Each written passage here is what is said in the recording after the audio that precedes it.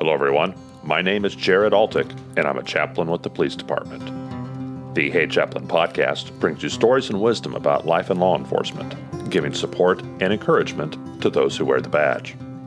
Today, I'm talking with Matt Domyancic.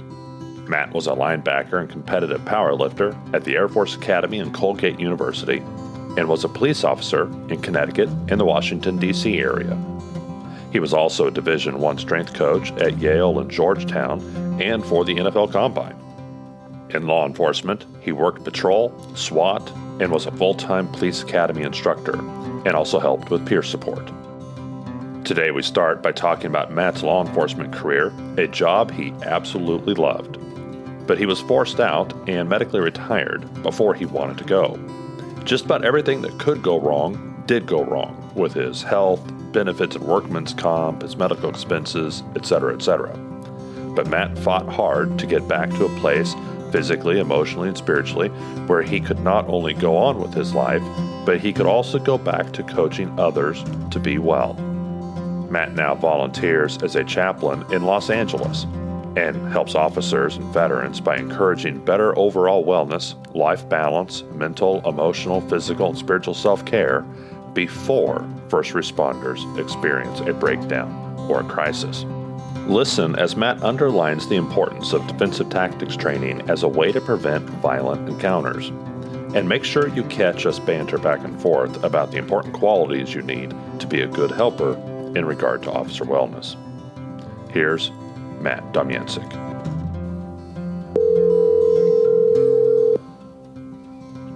Hey, Jared. Hello, Matt. How are you? I'm doing good. Thank you. Hey, it's good to talk to you. I'm glad that you're able to do this, that you're willing to take the time, talk to me about officer wellness and that kind of thing. I'm glad you're here. Thank you. I'm so happy for this opportunity. Can you tell me a little bit about your law enforcement career? What was it like for you to be a cop?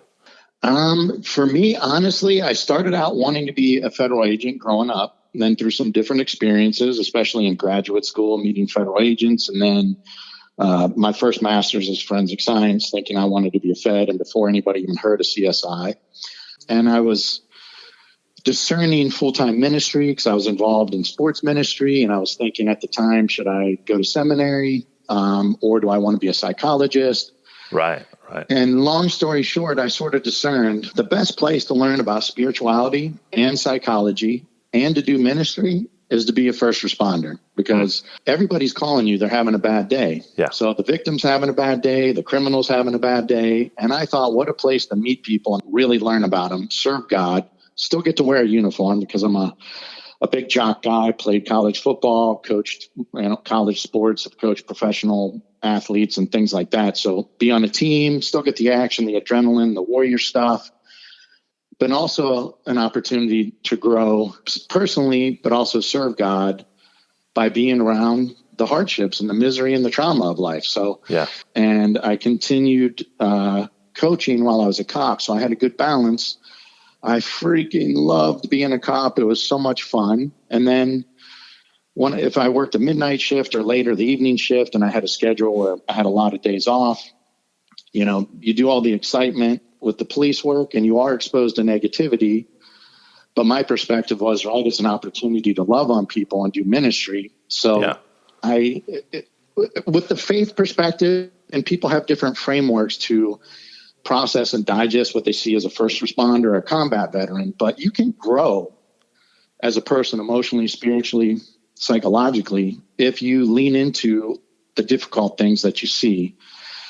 And also if you have balance. And I had great balance because I'd go from being a cop in a rough area to coaching at Yale or Georgetown and doing ministry with those types of kids and exposure to other students on campus and professors. So, the hardcore cop stuff, fun, go hang out with athletes, hang out with intellectuals. I had a blast. So my police career was super fun. And towards the end, I was, a rookie on the SWAT team. I was a full-time police academy instructor doing the fitness and officer survival. So it's like teach cadets and recruits fitness, nutrition, performance psychology, self-regulation, train in service on, force on force, defensive tactics, tactical shooting, how do you perform under stress using heart rate monitors, was teaching breath work and things like that. It was a dream job. And then go out at night with the SWAT team and have a take-home car. So I loved it.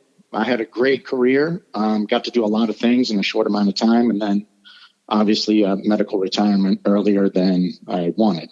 Yeah, you had some medical stuff happen to you, and that just didn't go very well. I mean, you trying to seek treatment, trying to figure out what was wrong, and but that's part of an officer wellness issue too, is our physical health and that kind of thing. Can you talk to me about how your law enforcement career came to an end and how you dealt with that personally?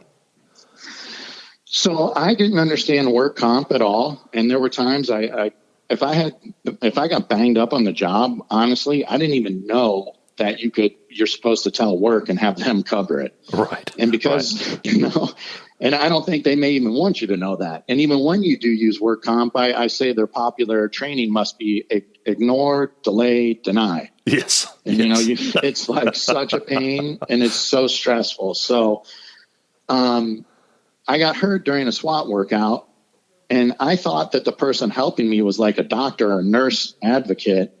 And long story short, this doctor said I needed a surgery. He's like, I had a surgery and it got internal infections and they did damage that was permanent.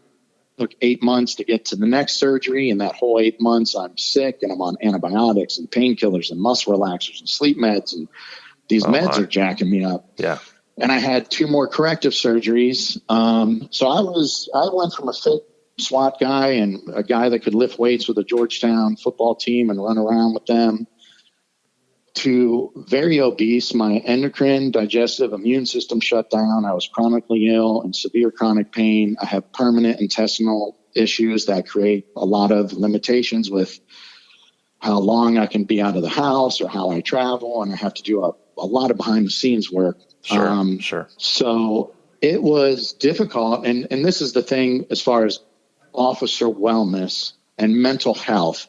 So much of the field is reactive. And I believe in doing proactive things because I can tell you with a lifestyle starting in 6th grade of exercising, being an addict to exercise, 7th grade, starting to eat clean, having a pretty good faith foundation from my family and my dad, and then in undergrad having a very deep spiritual conversion where I decided to take it very seriously. It wasn't just like go to church and pray just for football and school and to get to heaven. Like I'm doing this to check the box to get to heaven because I don't want to burn in hell. That's what it teaches kid. Like deep conversion to spirituality. I had spiritual direction. Not many people are familiar with it, but I've been in it for over 25 years. Now I am a certified spiritual director, but I had faith communities. I had contemplative prayer practices. I had spiritual mentors and elders. I had that good life balance. I had nutrition and I journaled and I exercised. I had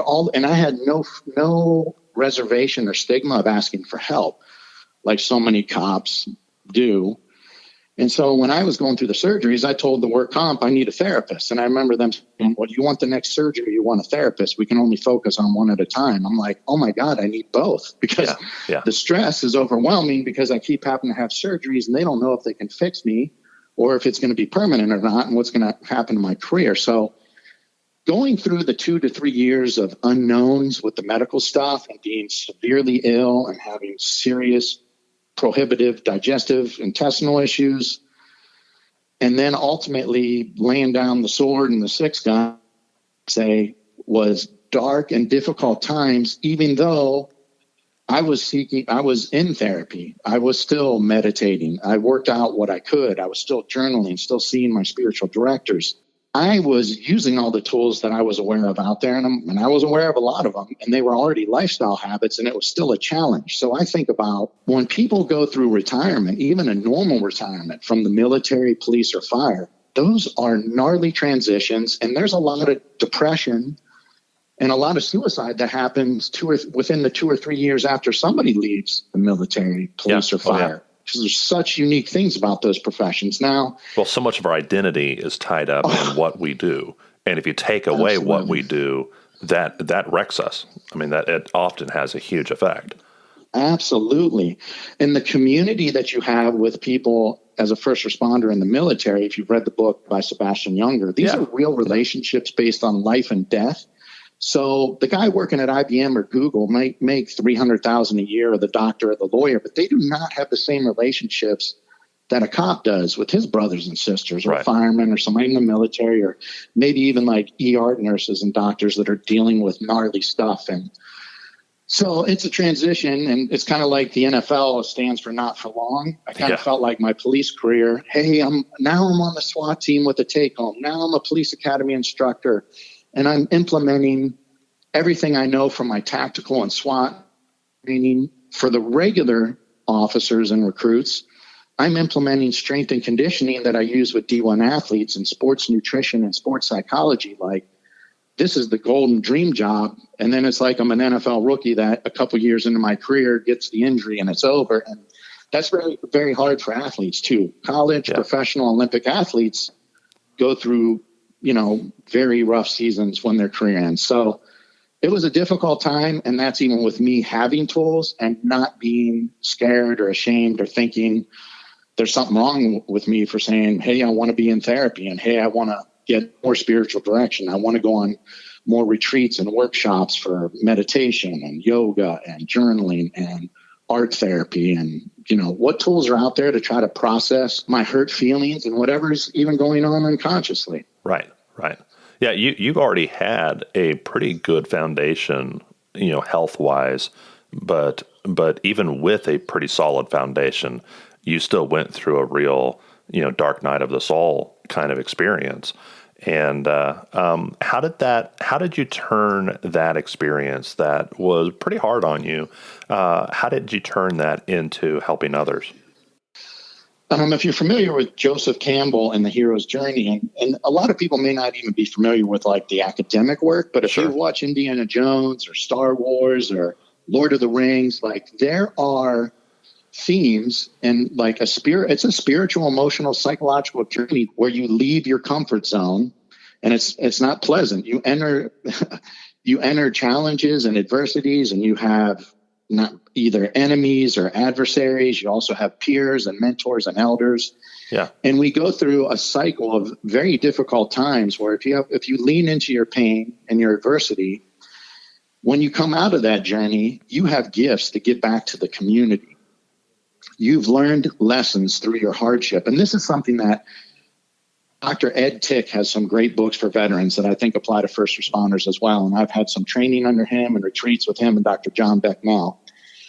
But first responders and veterans experience so much of the real in life, where you are exposed to things hundreds of times that a normal civilian gets 1 or 2 or 3 times in their life. Mm-hmm. And you can grow deeper.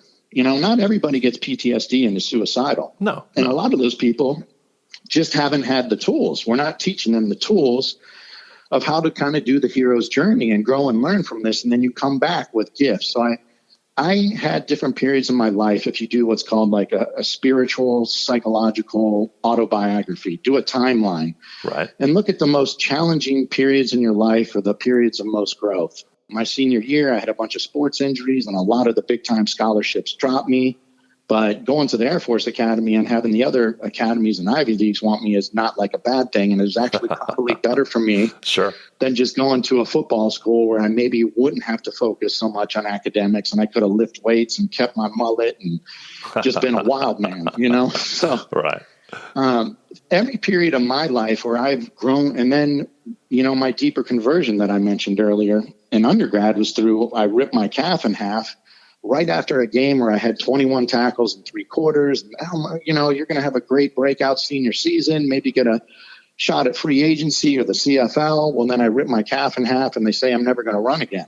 Because I had made football my God.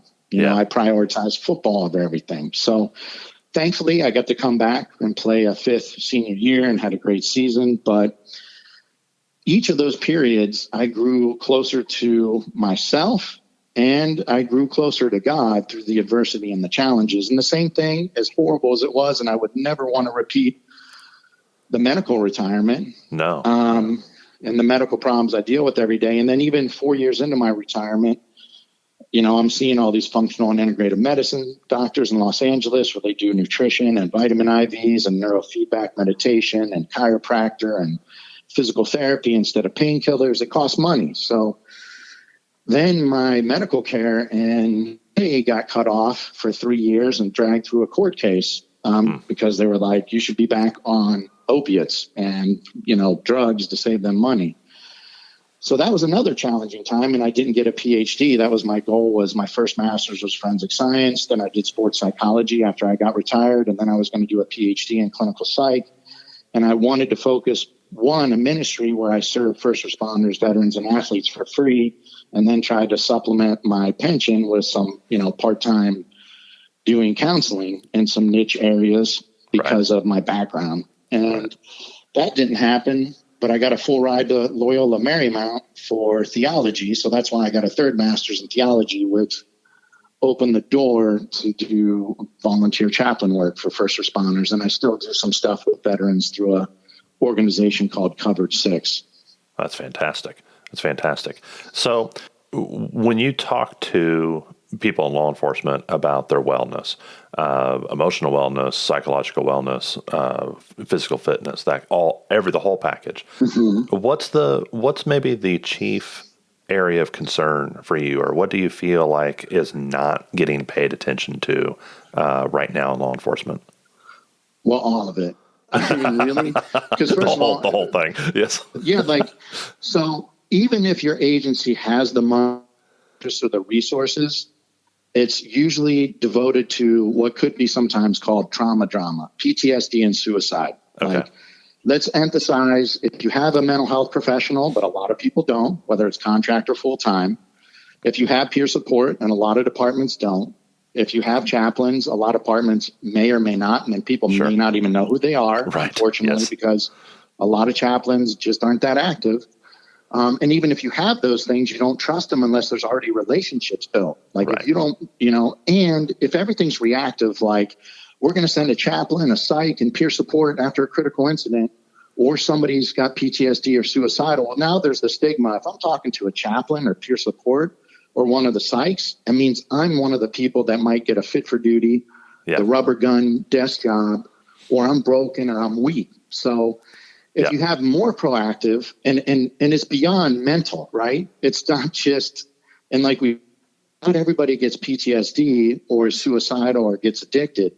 These are things that happen because we're not addressing things earlier on. We know people, especially cops, are going to be swimming in very rough waters, but we're not giving them the swimming lessons and some of the ahead of time, the warning. This is how to read the waves and look for the riptide, and then we're going to give you practice swimming in it versus wait until you're getting sucked away by the riptide and you're exhausted, and then we're going to send a boat or throw you a vest and hope that, something comes out of it. And you have to think about when things go sideways on the street, people, the politicians, the lawyers, the media are not talking about, well, what are the physical fitness standards for cops? We really don't have any across the country. You're done with the academy. You don't have to stay in shape. What are the tactical shooting standards? There are none. It's not realistic scrimmaging for a real gunfight. Right. And what kind of defensive tactics training do you have? Do you know how hard it is to learn the motor skills of martial arts and implement them into a real life situation? People do not get the hours to develop their fitness, their defensive tactics, or tactical shooting. And that's going to make you less confident on the street. The people that are super fit, know how to shoot and fight, they have a better command presence. They can stay calmer, longer. They can de-escalate better because they have the confidence that they have the tools to do what's necessary. But if you don't, it's justified a lot of the times, but there is more force used than necessary had you been in better shape or known your defensive tactics better. Does that make sense? Oh, yeah. Yeah. And this is maybe where it doesn't get communicated outside of the department when you're talking to city managers and county commissioners and other people that might be in charge or influence a police budget. They don't understand why just buying ammunition for the range is not sufficient for the training needs. There's so much more that has to happen and so much larger investment in training. And some departments do this really well. but others, I mean, I hear officers talk that they just don't feel like they get adequate training, and there's maybe not even a culture of adequate training. Once you get through, like you were saying, once you get through the academy, then all the work's done. You just kind of have to pass the minimum requirements each year, and there's so much more that should be invested in training because it produces a healthier, more capable officer. Could you talk a little bit about that? I mean, you started to a moment ago, but the connection between like defensive tactics and being able to manage a situation that doesn't go to the ground, that doesn't require a weapon being drawn. How does that? Can you describe that mindset and why that's so important to develop? Well, what popped in my head is I talked about some of the other things early on, like tools to deal with stress. What if I have an officer that is a member of a faith community? They meditate, they do Tai Chi, they do yoga, they do a gratitude journal.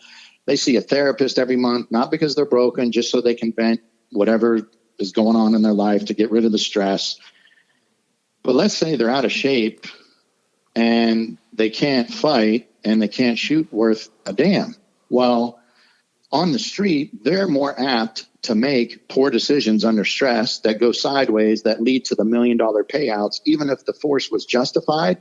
Right. It was so ugly, the city still has to pay out the criminal or the criminal's family. Yeah.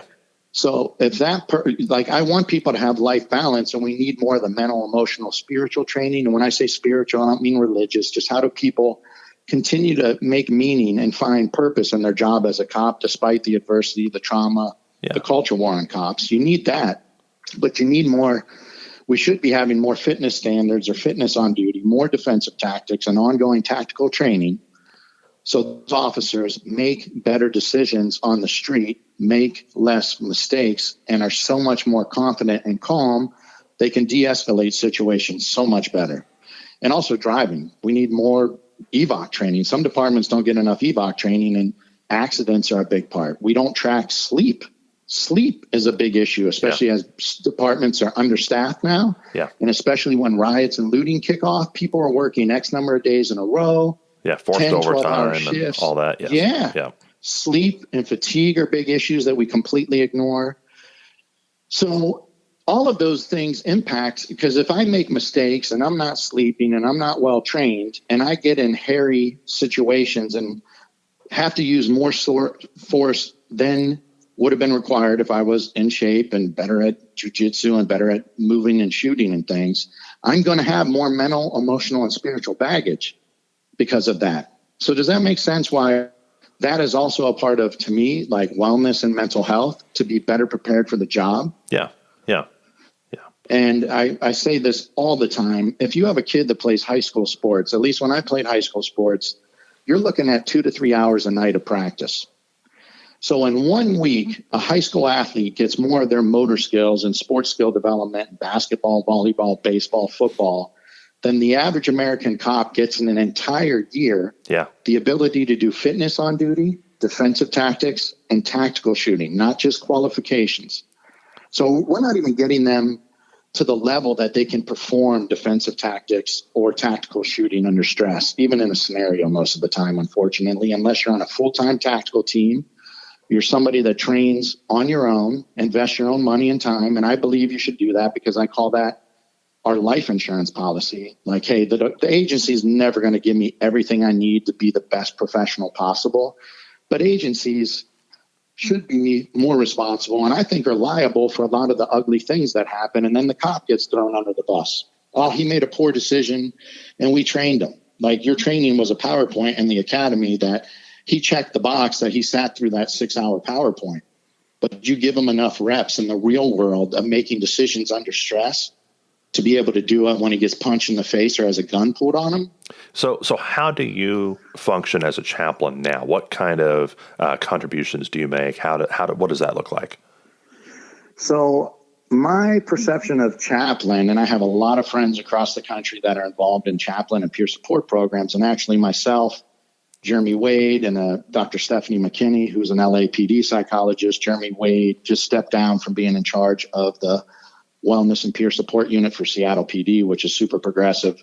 We're brainstorming right now to present at the IACP next year on what are the roles and functions of a chaplain, and how can we improve chaplain programs? So as a police officer, I barely knew. Some departments I worked for had no chaplains. If they did, we didn't know who they were. They might put it on their bio at their church, their synagogue, their mosque, their temple. Right. That seems real common. I'm a police or fire chaplain. Then if you ask the police or fire department, they don't know who that is. Who they are, Right. And they jump at and if they do, it's like, oh, that's the guy or girl that just comes to the station to talk to the captain, the major, or the chief and have breakfast with them, or shows up at holiday events to pray.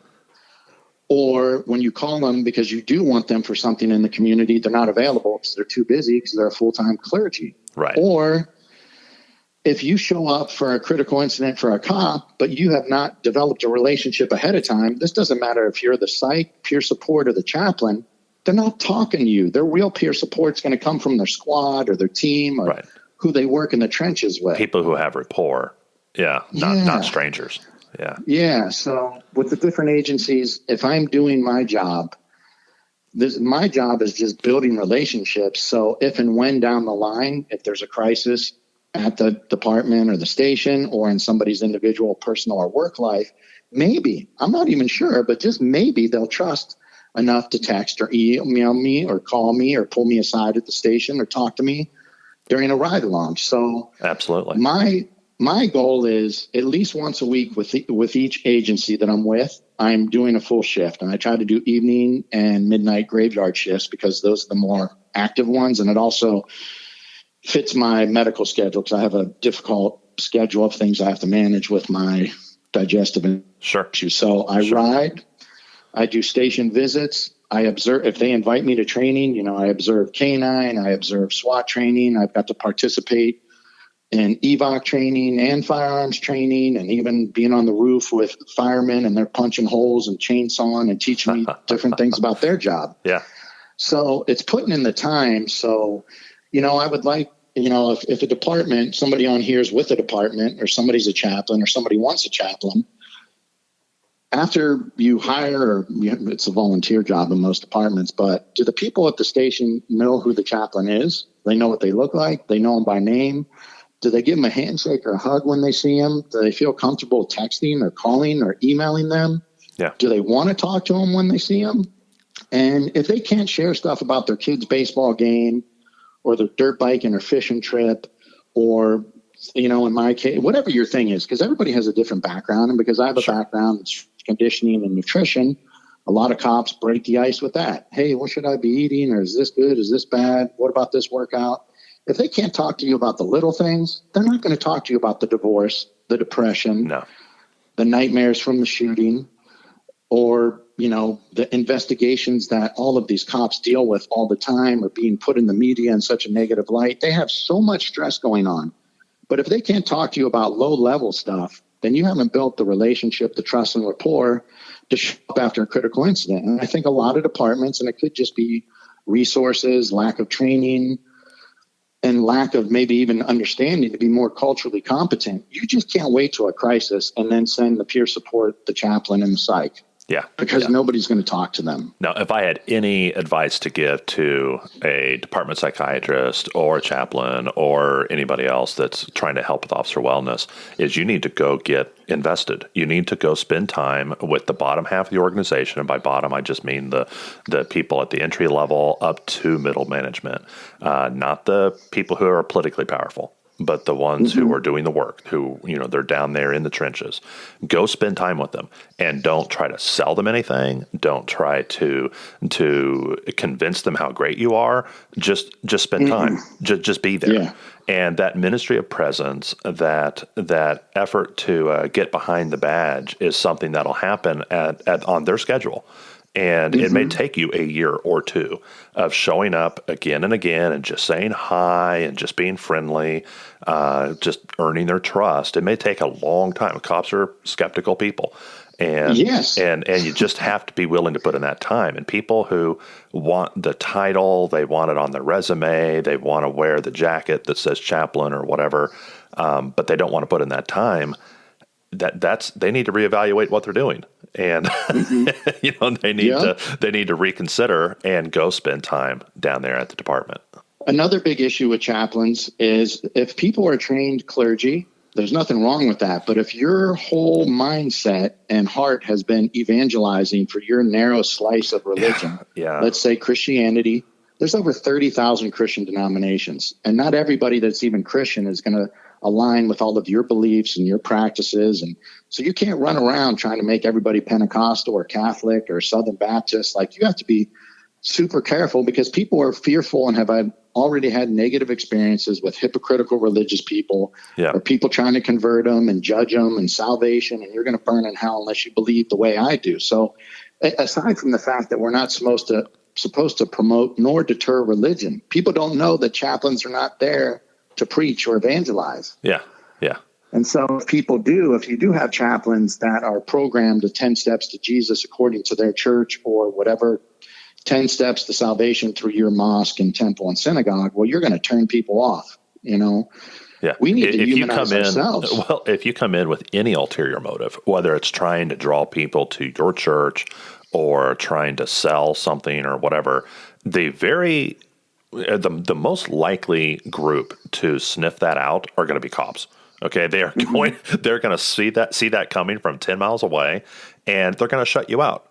And so if it becomes apparent to them that you have a hidden agenda, and that you're just using them, you know, that's talk about having the door shut in your face. That's not going to work for you. Well, anything else that you would like to add? I'd love to know how people can find you online and that kind of thing. Where can they find you? Somebody bought me a website. It's www.tacticalchaplain.com. Fantastic. Tacticalchaplain.com. I am on LinkedIn, Matt Domyancic, DOMYANCIC. And I'm part of Global Associates, which is a 501c religious nonprofit. So if you go to globalassociates.org and you look up associates, you can find my name there. But tacticalchaplain.com should be the easiest. And I can't do it, but I've had somebody put all of the other podcasts that I've been on. I have my background, my philosophy for ministry, and I have, just general information. And I hope at some point I learn how to blog on there and put some content out. Well, that's fantastic. Matt, thank you for your investment in the health of police officers, taking some of your expertise and your experience and knowledge and investing that in our current law enforcement. Thank you for doing that. Well, thank you so much, Jared. You have a good rest of your weekend. I will. God bless you.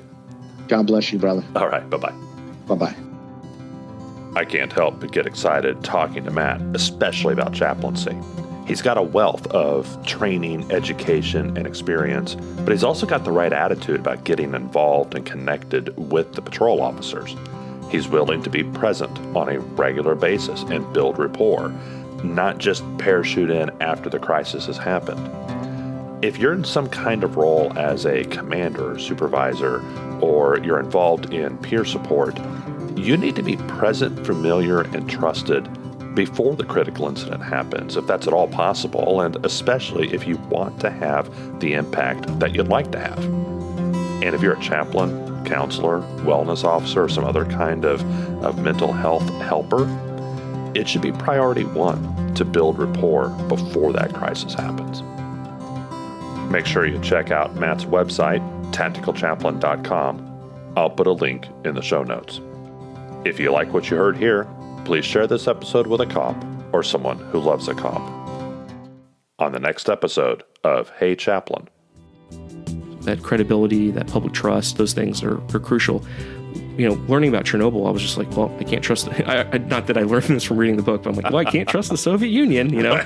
Like, once you lose that, you don't get it back. And I think that's what police departments are struggling with now is kind of that, there's a lot of people that have a lot of doubt in police in different areas, in different parts of the country. And it's sort of one of those things where if that's what the perception of the public is, like, how do you ever earn that back? How do you earn that trust back? Part of the burden that you're carrying now is that your department might have been untrustworthy or corrupt, or at least been perceived to have been the perception component, or corrupt at some point in the past, and you're still dealing with it, which I always hate that, because I interact with a lot of young officers, and they may get painted with that same brush from something that happened before they were born. You got it. Let alone before they were on the department. You got it. Yeah, it's so definitely unfair, frustrating. But it is part of the equation you have to deal with. Yeah, it's tough. The views expressed here are the personal views of our hosts and our guests and do not necessarily represent the views of any law enforcement agency or its components. Thank you for listening today. And as always, pray for peace in our city.